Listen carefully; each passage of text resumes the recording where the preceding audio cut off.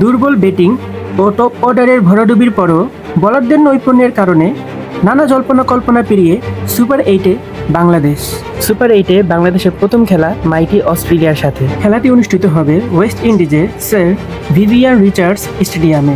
West ইন্ডিজের কিংবদন্তি খেলোয়াড় স্যার ভিভিয়ানের নাম অনুসারে স্টেডিয়ামটির নামকরণ করা হয়েছে। 2007 সালে উদ্বোধন হওয়া স্টেডিয়ামটি রয়েছে একটি কালো অধ্যায়ও।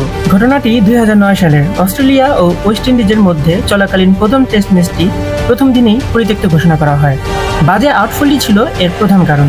শুধু যে টেস্ট ম্যাচটি পরিত্যক্ত হয়েছিল তা নয়, পরবর্তী দীর্ঘ 1 বছর সকল ধরনের আন্তর্জাতিক ক্রিকেট ম্যাচ নিষিদ্ধ ঘোষণা করা হয় এই মাঠে। চলতি টি-20 ওয়ার্ল্ড কাপে সুপার 8-এ বাংলাদেশ ভার্সেস অস্ট্রেলিয়ার মধ্যকার ম্যাচটিও এই মাঠেই হবে। এই স্টেডিয়ামে গ্রুপ পর্বে ওমানের দেওয়া 150 রান মাত্র 13 ওভারেই স্কটল্যান্ড চেজ করে জিতে ফেলে। 21 জুন ভোর 6:30টায় বাংলাদেশ ও অস্ট্রেলিয়ার মধ্যে যে খেলাটি অনুষ্ঠিত হবে সেই খেলাটি জিততে চাইলে বাংলাদেশকে অবশ্যই বড় রান করতে হবে। বড় রান করতে চাইলে ব্যর্থতা ঘুচিয়ে টপ অর্ডার ব্যাটসম্যানদেরকেই সামনে এগিয়ে আসতে হবে। সেই ক্ষেত্রে দায়িত্ব নিতে হবে লিটন দাস ও নাজমুল হোসেন শান্তকে। বাংলাদেশ আরও নির্ভর করবে সাকিব আল হাসান, তাহিদ হৃদয় ও মাহমুদুল্লাহ রিয়াদের ব্যাটে, কারণ এই তিনজনই হচ্ছে দলের বিপদের কাণ্ডারি। তো আশা করা যায় এদের ব্যাট যদি জ্বলে ওঠে তাহলে বাংলাদেশ ও অস্ট্রেলিয়ার মধ্যকার ম্যাচটি বাংলাদেশ অনায়াসেই জিতে যাবে।